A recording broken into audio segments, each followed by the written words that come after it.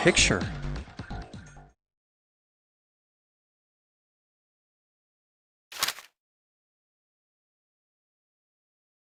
What the? What the hell is this? This man with a mustache on the right. He's the same guy we found murdered in the captain's quarters. He had the zero bracelet on his left arm. And this second man, with the glasses and a doctor's coat. He's the ninth man, the one with bracelet number 9. He died after he went into door 5. But this guy, the one in the striped suit... Oh man, that's Ace! Yeah, I guess it is. No doubt about it. But what does it mean? What is Ace doing in this picture? Not only Ace, the ninth man and Cap too.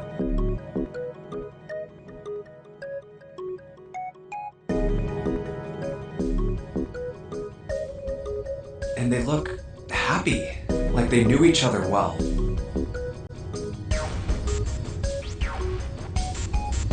Why? How? How in the world are these 4 men connected?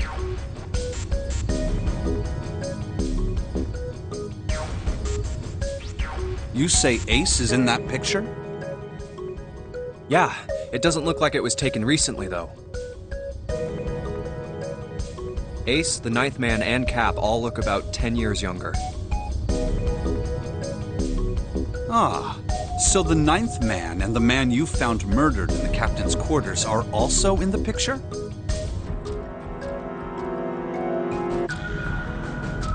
Yeah. Is there anyone else? Or are there only 3 people in the picture? I'm afraid I can't see it. No, there's one more guy. He's got kinda long hair, he looks smart, but a little cold. He's the only one I don't recognize.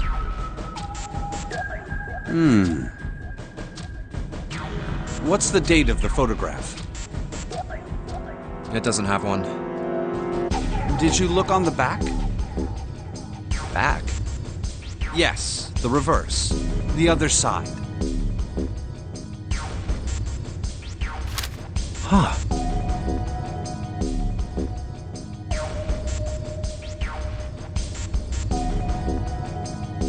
Praying for the success of the Nonary project. With Nijisaki, Kubota, and Musashido.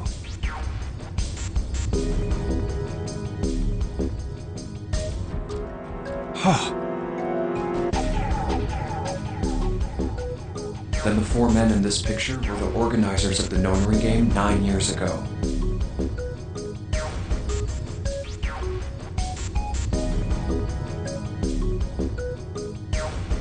That means Ace, the ninth man, and Cap were all responsible for making it happen. But I feel like I should be more shocked about this. It's almost as if that's just how things were always supposed to be.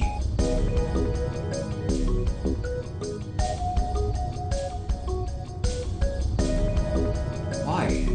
Why am I not surprised? Ace was the one in charge of the Nonary project, but... why? Why am I so calm? It's like I already knew. Ah, of course. I understand now.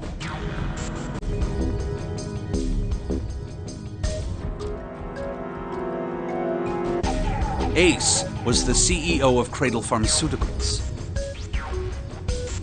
He was the one who invented the game 9 years ago. He was Gentaro Hongo. Ace is... Hongo?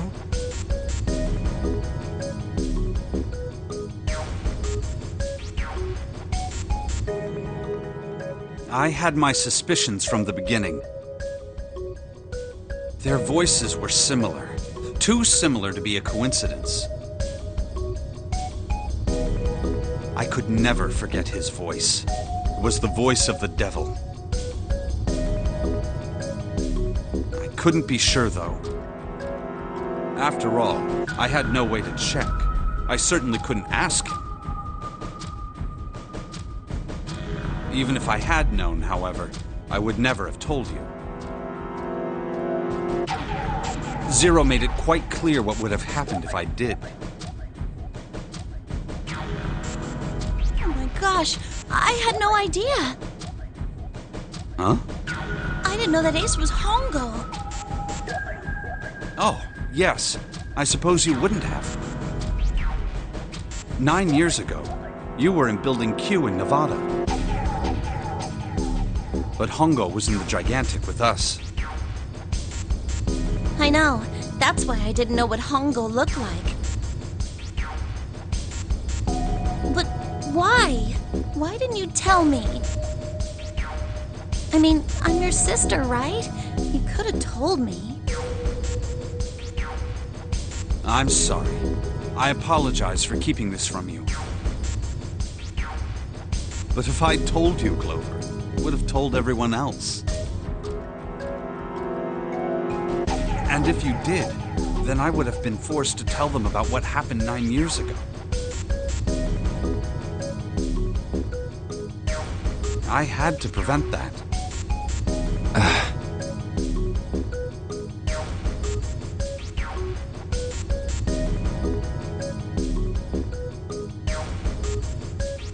Hey, Junpei. You think I could borrow that picture for a sec? Sure.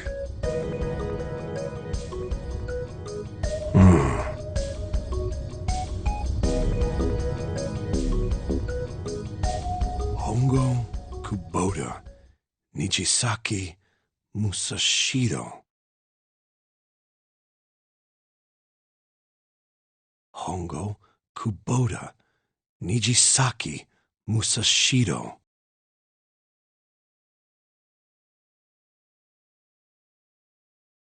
Hongo, Kubota, Nijisaki, Musashiro.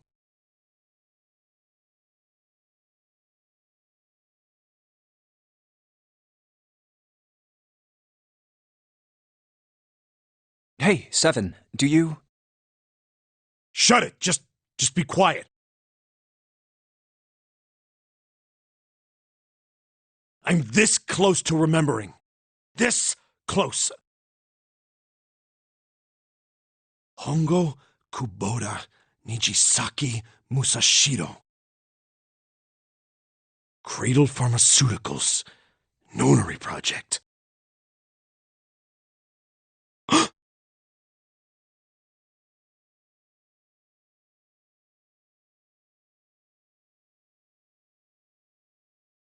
Shit. What? What's wrong? Holy shit, this is nuts. What's nuts? I remember Remember what? everything. Everything? Yeah, I remember all of it. My memory's back. I remember what happened before I got snatched. What?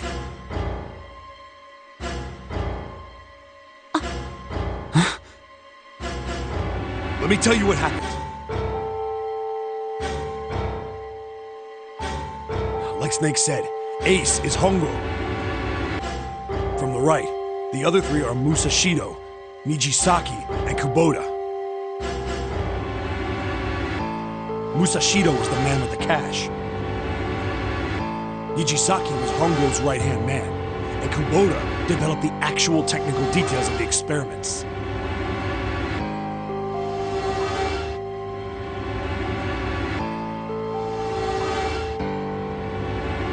How do you know all this?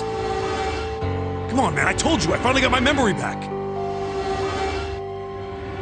No, that's not what I mean.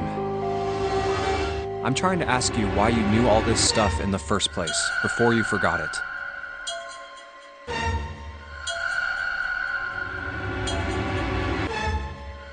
really want to know? Of course. Me too.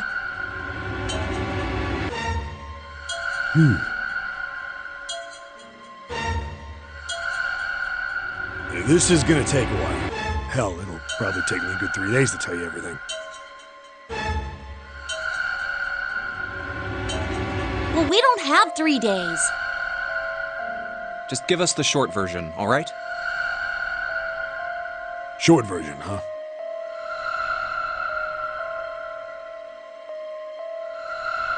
Alright, fine. I'll give it a shot. No promises, though.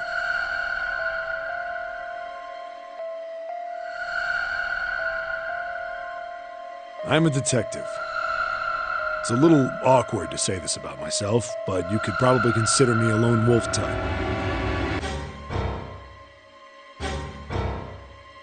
I hold to my own code, as I think doing what's right is more important than doing what you're told.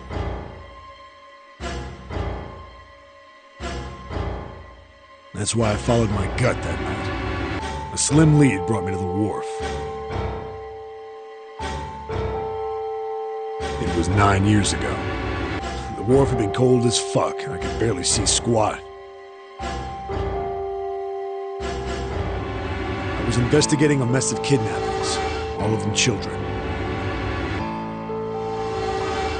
It all had one thing in common: a history of visits to one particular hospital.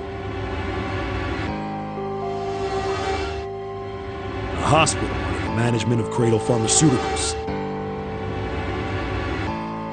My investigation had turned up evidence that Cradle had been involved in the kidnappings.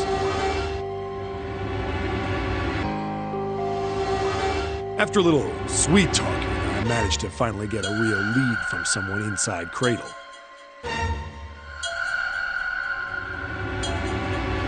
My source told me this.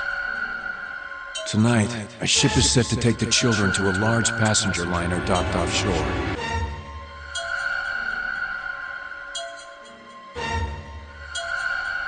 So I headed to the wharf. In the shadows, I searched the harbor until I found the ship he was talking about.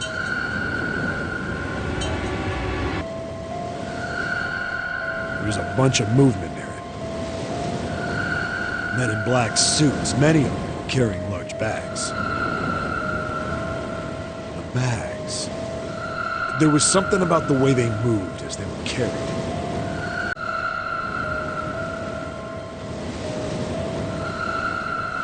No doubt about it. There were human beings in those bags. I moved before I realized it. I came out of hiding, my gun already in my hand. Don't move! I felt metal touch the back of my head. Drop the gun. I could kill you right now. It'd be easy to get away with it, too. Just tie an anchor to your feet, and no one would find you for a week. That what you want? The fish here would love a meal.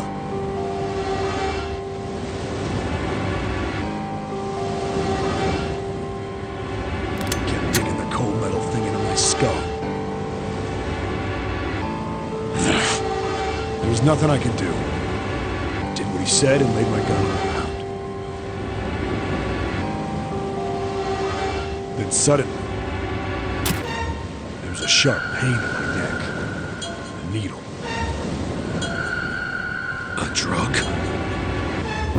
That was my last thought. My face hit cold concrete. I was out like a light after that.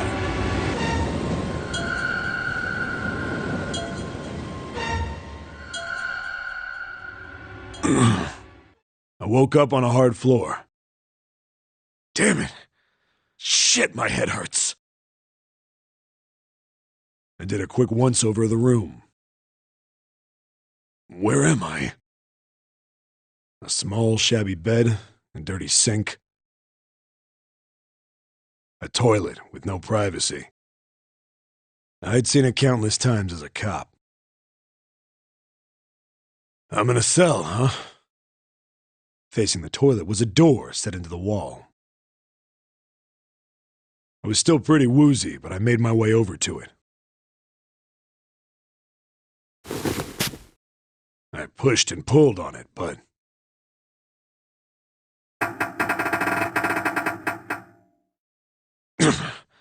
it won't open.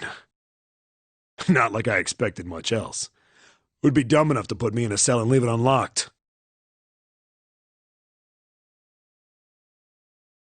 Threw myself against the door a few times, but it wouldn't budge. I knew it. I gave up and made my way back to the bed, and sat down.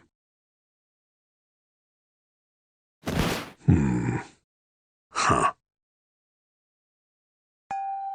I sat there for a very, very long time. Who knows how long. Then, I heard a faint voice.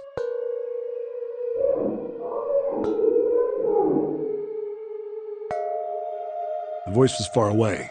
I couldn't understand what it was saying. But I could hear one. It was pretty high, probably a little kid. Huh?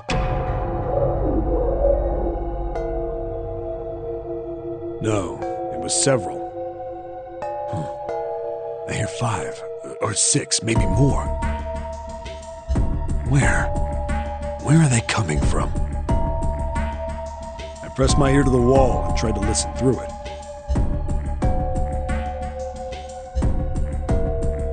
No, that's not it.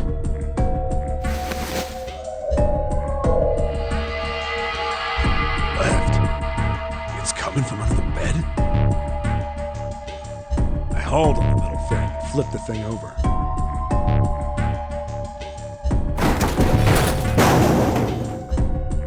And there it was. The bed had hidden an air vent under it. The hole in the wall was covered by a metal grate. I dropped flat on the floor and peered through the grate. I couldn't see shit. But I knew it in my gut. This was where those voices were coming from. Hold on. Why are there kids here? And then what my inside man told me popped into my head. Tonight, a ship is set to take the children to a large passenger liner docked offshore.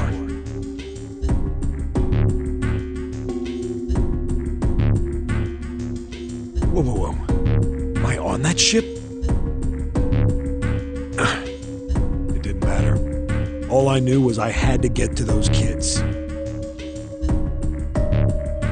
I checked out the metal grate. Could I fit? I stuck my fingers in and grabbed it. Then...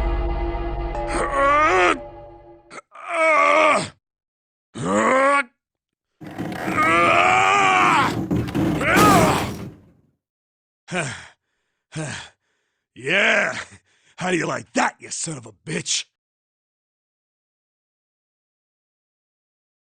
I finally got the damn thing off. Sweat was dripping down my face, so I wiped it off and crawled inside. The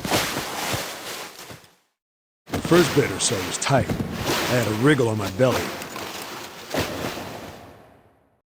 It wind up eventually, and there was space for me to crawl along on my hands and knees. I went from crawling like a worm in dirt to skittering like a bug. Couldn't say it was much better, but I'd take what I could get.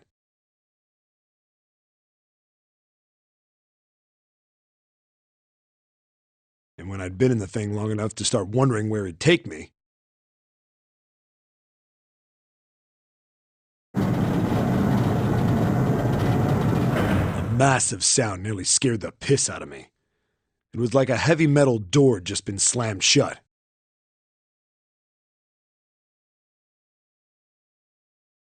Then there was a voice.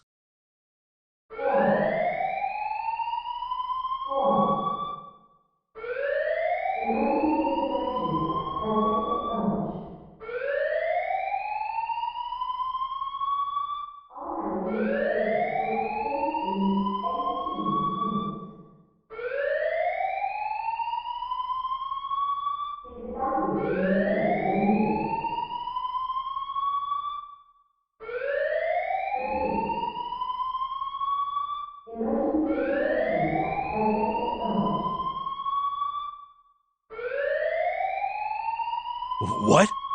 I wasn't sure what it meant, but anything with incinerator is bad news. Then, almost as if that was a cue, I heard a mess of young-sounding voices.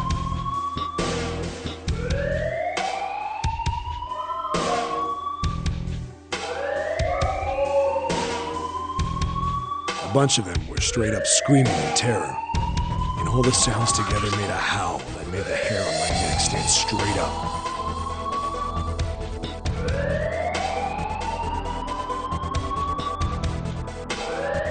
Damn it! What the hell is going on here? I scrambled through the duct as fast as I could. I made a giant racket, but I didn't care at that point. I soon found a metal door on the left side of the duct. The kids were screaming on the other side. I found it. I yanked the handle and threw the door open. I almost ripped the metal off its hinges.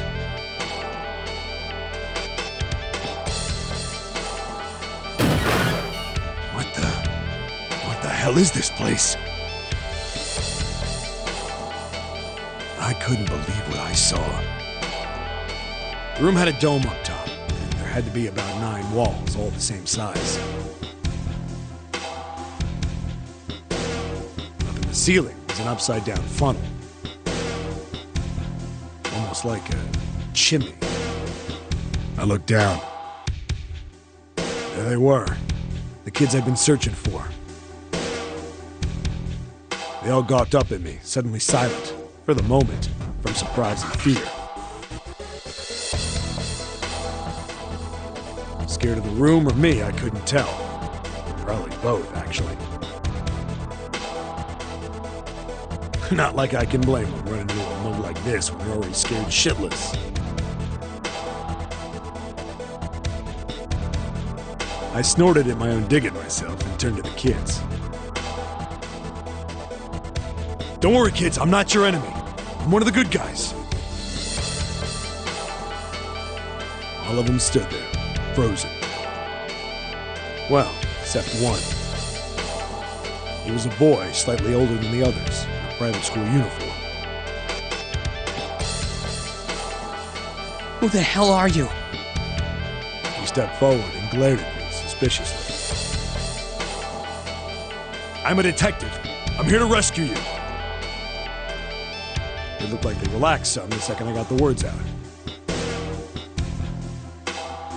How are you gonna help us? Where's the exit? There isn't one. The doors we came in through won't open, and the door over there...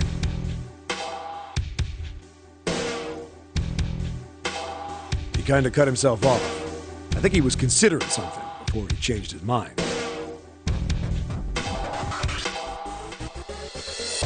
Anyway, there's no point. We can't all get out of here. If we don't get out of here, we're gonna be burned to death.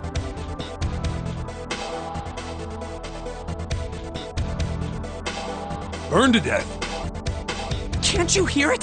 That voice said the incinerator's gonna start up soon. So...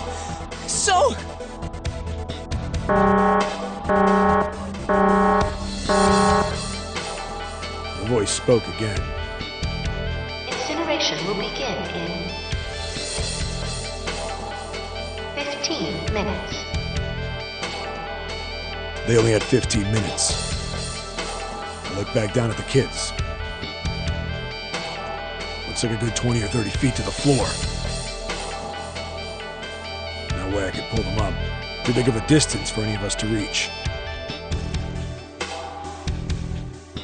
What the hell was I gonna do? But then I got an idea. Wait right there! I'm gonna be right back! What? Where is he going? Are you just gonna leave us here? They just got frightened again. I'm not the best at that kind of thing, but I tried to reassure them with a smile. Don't worry, all right? I'll be back, I promise. So just stay calm and wait right there. Got it?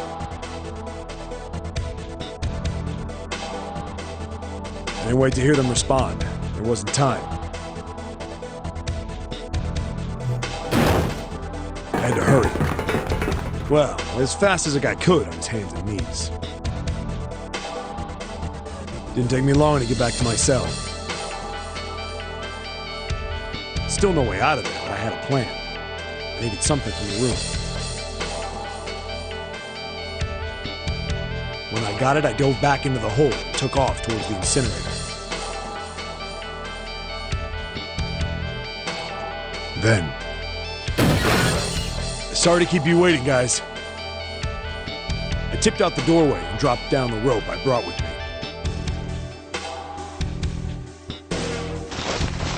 Back in the cell, I'd torn the bed sheets into strips and tied them together to make a rope. It was sloppy, but it got the job done.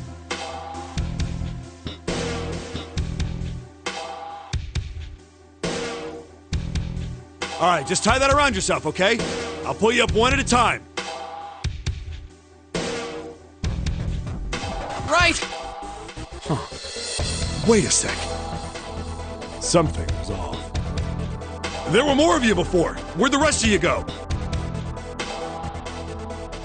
The boy in the uniform answered.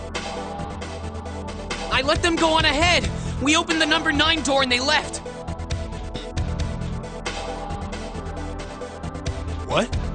You're telling me you opened that door? That's what I said!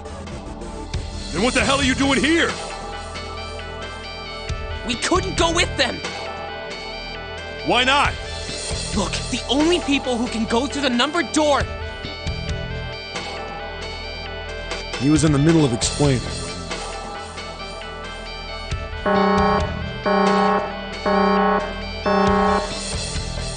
Incineration will begin in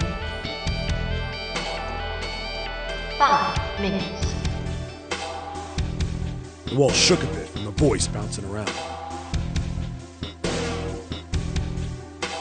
Look, that can wait, all right? Just get us out of here! Right! I grabbed onto the rope. First one I pulled on was a girl with a ponytail. Next was a girl with a red necktie. A boy in a jacket came after. He said he'd climb up on his own. The boy in the uniform was the last up. Like the other kid, he climbed up the rope himself. He looked pretty scrawny, but I guess he was stronger than he looked. He moved fast, but when he was almost to me, we heard some knocking. Everyone looked at the door. It had a thick, square window set into it. On the other side, an angry face was staring in. God damn it! What's going on here? Why is the room empty? Where the hell are those fucking kids?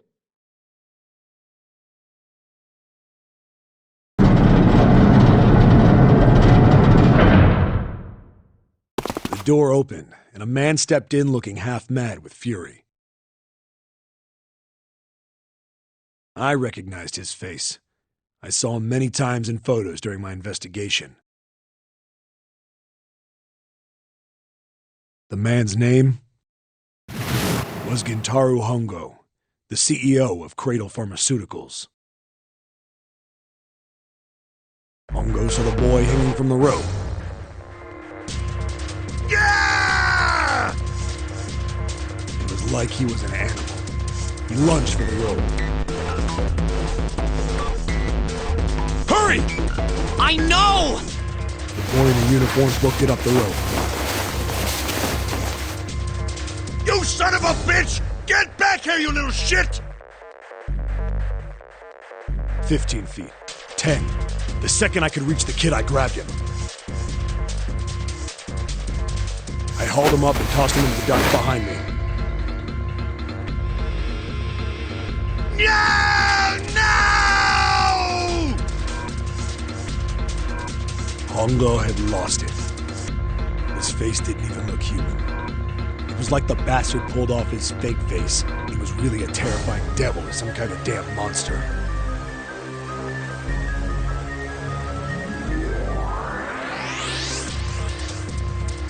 I quickly reeled in the road, leaving a furious Hongo yelling at me from the floor.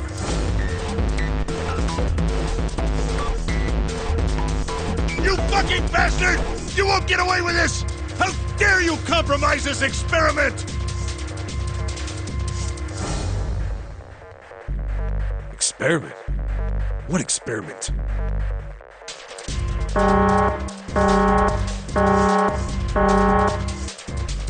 Incineration will begin in 1 minute. Hey, old man! What the hell are you doing? Hurry up! The boy in the uniform was trying to get my attention. I may have thrown a salute in the raging asshole's face before I closed the door behind me.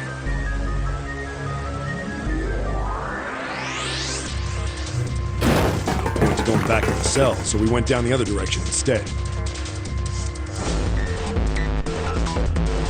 After about 30 feet, we came across another duct on the left.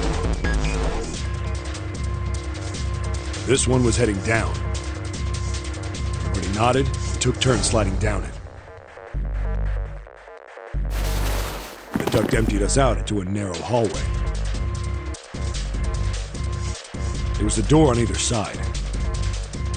The one on the left was a normal double door. But the one on the right was familiar. It had black and yellow stripes, and a device next to it on the wall. A plate on it read, Incinerator. Incinerator? Yeah, that's where we were.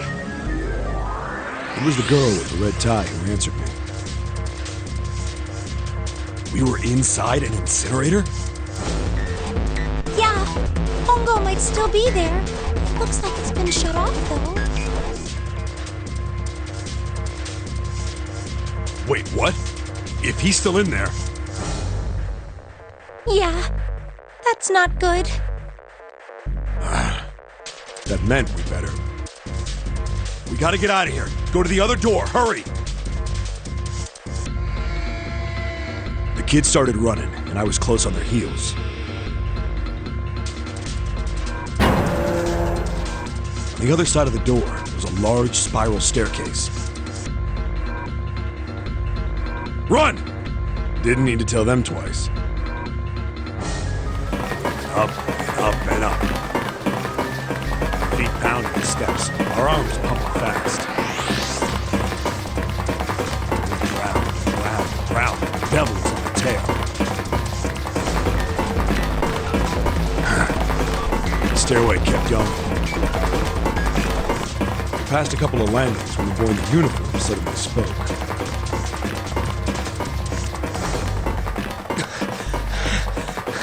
Something's up. Akane's not catching up to us. Akane? My kid sister. The girl with the red necktie. Akane. That's strange.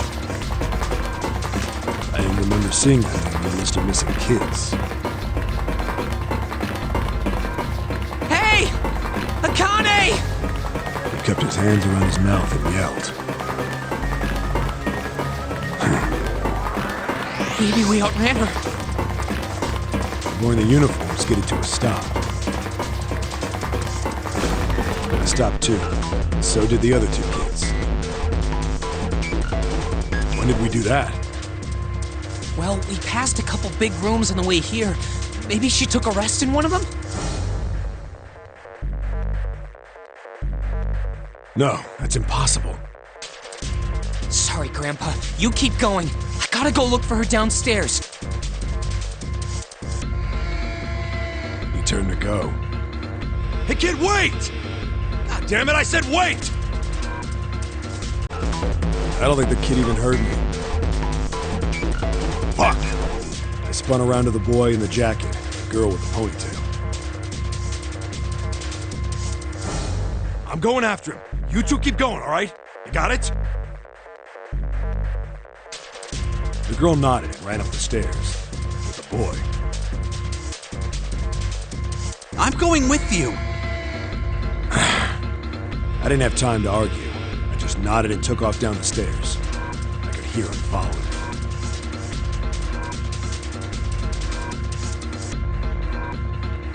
We ran all the way to the bottom floor, calling for her. Akane